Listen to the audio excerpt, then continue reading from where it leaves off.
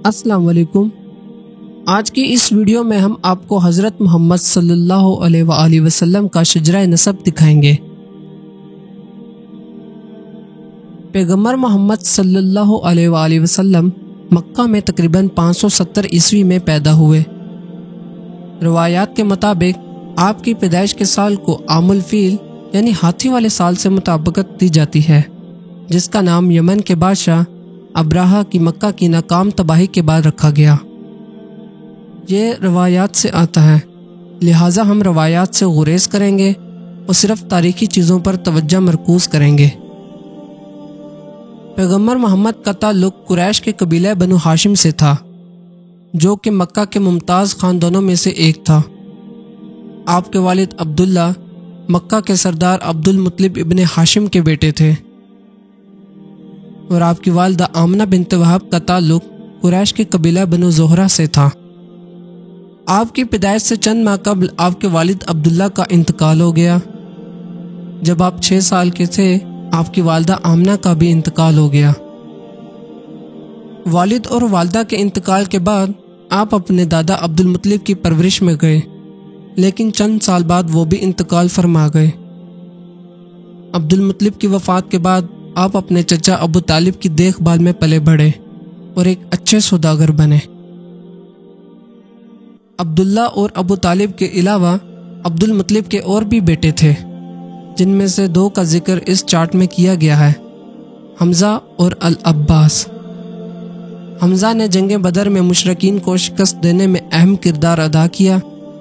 آپ نے جنگ احد میں بھی حصہ لیا، جس میں حبشی غلام وحشی ابن حرب کے ہاتھوں شہید ہوئے۔ اور العباس ایک امیر تاجر، جس نے اسلام کے ابتدائی سالوں میں مکہ میں آپ صلی اللہ علیہ وآلہ وسلم کی حفاظت کی۔ العباس کی اولاد نے 750 عیسوی میں عباسی خاندان کی بنیاد رکھی۔ عبد المطلب سے پہلے ہاشم آتے ہیں، جو نبی کریم کے پردادا تھے۔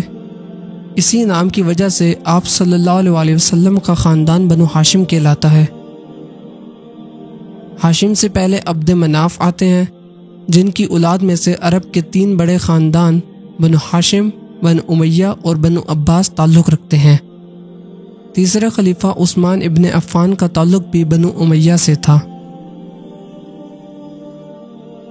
اگر ہم عبد مناف سے 7 پشتے پیچھے جائیں تو ہم دیکھیں گے وہ فہر ابن ملک کی اولاد سے ہیں، جو قبیلہ قریش کے آباء و اجداد تھے۔ اگر ہم مزید 9 پشتے پیچھے جائیں تو عدنان آتے ہیں، جو کہ آپ صلی اللہ علیہ وآلہ وسلم کے آباء و اجداد میں بہت اہم مقام رکھتے ہیں۔ روایتی طور پر قبیلہ قریش عدنان کی اولاد سے تھے۔ عدنانی اصل میں عرب نہیں تھے، بلکہ 6 صدی قبل مسیح میں جب بابلیوں نے ان کی سابقہ سلطنت کو تباہ کر دیا تو انہیں جنوب کی طرف جزیرہ نما عرب میں دھکیل دیا۔ روایات کے مطابق عدنانی عرب پیغمبر ابراہیم کے بڑے بیٹے اسماعیل کی اولاد میں سے تھے، جبکہ یہود پیغمبر ابراہیم کے چھوٹے بیٹے اسحاق کی نسل میں سے ہیں۔ اسماعیل اور اسحاق دونوں کو نبی سمجھا جاتا ہے۔ یہی وجہ ہے کہ اسلام، یہودیت اور عیسائیت کو ابراہیمی مذہب بھی کہا جاتا ہے۔ پیغمبر اسماعیل کی والدہ ہاجرہ کا تعلق مصر سے تھا، جبکہ پیغمبر اسحاق کی والدہ سارہ تھی۔ سارہ ابراہیم کی طرح اصل میں میسوپوٹیمیا سے تھی، لیکن یہ روایات پر مبنی ہے۔ عدنان سے اسماعیل تک کئی نسلیں ہیں۔ پیغمبر ابراہیم کی اولاد میں سے لاتعداد انبیاء اور رسول آئے۔ چلیے اب واپس آپ صلی اللہ علیہ وآلہ وسلم کی طرف لوٹتے ہیں۔ آپ صلی اللہ علیہ وآلہ وسلم کی پہلی بیوی کا نام ختیجہ تھا، جن کا تعلق قریش کے قبیلہ بنو اسد سے تھا۔ ختیجہ کی وفات تک آپ نے کوئی اور شادی نہیں کی۔ آپ صلی اللہ علیہ وآلہ وسلم سے شادی کرنے سے پہلے ختیجہ ایک امیر خاتون اور سوداگر تھیں۔ ختیجہ کے ساتھ آپ کے 2 بیٹے اور 4 بیٹیاں تھیں، جبکہ ایک بیٹا آپ کی بیوی ماریہ سے تھا۔ تینوں بیٹے تو چھوٹی عمر میں ہی انتقال فرما گئے، لیکن 4 بیٹیاں جوانی تک زندہ رہیں۔ ان میں سے 2 بیٹیوں رقیہ اور ام کلثوم کی شادی تیسرے خلیفہ عثمان ابن عفان سے ہوئی اور چھوٹی بیٹی فاطمہ کی شادی آپ صلی اللہ علیہ وآلہ وسلم کے چچا زاد بھائی اور چوتھے خلیفہ علی ابن ابی طالب سے ہوئی۔ شیعہ مسلمانوں کے مطابق آپ صلی اللہ علیہ وآلہ وسلم اور ختیجہ کی بیٹی صرف فاطمہ ہی تھی۔ اس روایت کے مطابق دوسری بیٹیاں دراصل ختیجہ کی بہن کی اولاد تھیں اور انہیں گود لیا گیا تھا، لیکن تمام مسلمان اس بات پر متفق ہیں کہ آپ صلی اللہ علیہ وآلہ وسلم کی نسل صرف فاطمہ سے ہی چلی، جو کہ آج سید کے نام سے جانے جاتے ہیں۔ فاطمہ اور علی کے دو بیٹے تھے، الحسن اور الحسین۔ شیعہ مسلمان آپ صلی اللہ علیہ وآلہ وسلم کے جانشینوں کو امام کہتے ہیں، اور خاص طور پر 12 امام شیعوں میں 12 امام ایسے ہیں جو قابل احترام ہیں۔ پہلے آپ صلی اللہ علیہ وآلہ وسلم کے چچا زاد بھائی اور چوتھے خلیفہ علی ہیں، دوسرے علی کے بڑے بیٹے الحسن ہیں جنہیں زہر دے کر شہید کیا گیا، اور تیسرے علی کے چھوٹے بیٹے الحسین ہیں جنہیں کربلا کے سانے میں شہید کیا گیا۔ امامت کا سلسلہ کربلا سے زندہ بچ جانے والے الحسین کے بیٹے علی زین العابدین کے ذریعے 5ویں امام تک جاری رہا، جہاں ایک جنگجو اور امویوں کے خلاف لڑتے ہوئے شہید ہونے والے زید اور ان کے بھائی محمد الباقر کے درمیان اختلاف پیدا ہو گیا۔ شیعہ اس وقت انہیں یہ نہیں کہا جاتا تھا، 2 گروہ میں بٹ گئے، ایک محمد باقر کے پیروکار اور دوسرے زیدی۔ زیدی اپنے اماموں کے ساتھ امامت کو لے کر چلے، جن میں مراکش کے ادرائیسی امام بھی شامل ہیں۔ 7ویں امام پر محمد باقر کے پیروکاروں میں ایک اور تقسیم ہو گئی۔ اسماعیل جعفر الصادق کے بیٹے اور وارث ان سے پہلے وفات پا گئے، چنانچہ شیعہ اختلاف میں بٹ گئے۔ بعض کا خیال تھا کہ اگلا امام ہی اگلا امام ہے، خواہ وہ مر گیا ہو۔ اسماعیلی شیعوں نے اسماعیل کو جعفر الصادق کا وارث اور 7واں امام تسلیم کیا۔ 900 سے 1200 عیسوی تک مصر پر حکومت کرنے والے فاطمی خلفاء اسماعیل کی اولاد سے تھے۔ اسماعیلی شیعوں کی نظاری شاخ کے جدید دور کے امام آغا خان ہیں، جبکہ 12 امام شیعوں نے موسیٰ الکاظم کو جعفر الصادق کا وارث اور 7واں امام تسلیم کیا۔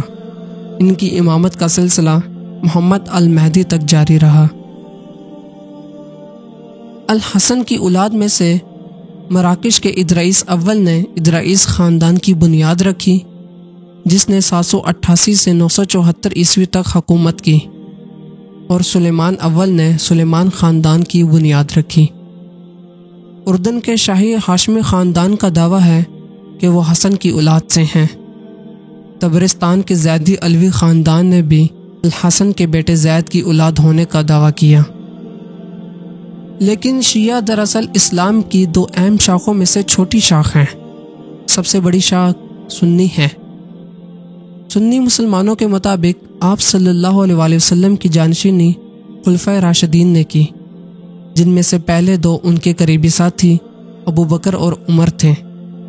یہ 2 ان کے سسر بھی تھے، کیونکہ آپ صلی اللہ علیہ وآلہ وسلم نے اپنی پہلی بیوی ختیجہ کی وفات کے بعد ان کی بیٹیوں سے شادی کی تھی۔ دوسرے مذاہب کے بانیوں کے برعکس آپ صلی اللہ علیہ وآلہ وسلم ایک روحانی رہنما اور سیاسی رہنما دونوں تھے۔ خلیفہ ابو بکر کی وفات کے بعد عمر جانشین ہوئے۔ جب دوسرے خلیفہ عمر کی شہادت ہو گئی تو اگلے خلیفہ کے انتخاب کے لیے 6 افراد کی ایک کمیٹی بنائی گئی۔ منتخب شخص عثمان ابن عفان تھے، جو کہ آپ صلی اللہ علیہ وآلہ وسلم کے داماد اور قریبی ساتھیوں میں سے تھے۔ آپ چارٹ میں دیکھ سکتے ہیں کہ بنو امیہ اور بنو ہاشم دونوں ایک ہی آباء و اجداد سے تھے۔ تیسرے خلیفہ عثمان ابن عفان کی شہادت کے بعد پہلا فتنہ شروع ہوا اور مسلمانوں میں خانہ جنگی شروع ہو گئی۔ اس صورتحال میں مسلمانوں نے علی ابن ابی طالب کو چوتھا خلیفہ منتخب کیا، جس کی مخالفت بنو امیہ سے معاویہ ابن ابی سفیان نے کی۔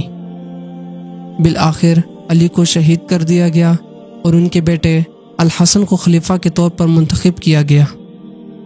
لیکن الحسن نے خود خلافت کو چھوڑ دیا اور معاویہ کو خلیفہ تسلیم کرنے کے لیے بنو امیہ سے معاہدہ کر لیا۔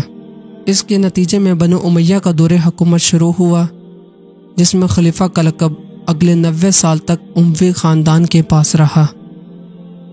پھر 750 میں ایک اور خانہ جنگی کے بعد خلیفہ کا لقب ایک نئے خاندان بنو عباس کے پاس چلا گیا، جو آپ صلی اللہ علیہ وسلم کے چچا العباس کی اولاد میں سے تھے، اور اسی وجہ سے بنو ہاشم کے افراد بھی تھے۔ عباسیوں کے دور میں اسلام نے سنہری دور کا تجربہ کیا۔ تو یہ تھا آپ صلی اللہ علیہ وسلم کا شجرہ نسب۔ دیکھنے کے لیے شکریہ۔ لائک، شیئر اور سبسکرائب کرنا نہ بھولیں، اور کمنٹ سیکشن میں اپنی رائے کا اظہار ضرور کریں۔ شکریہ۔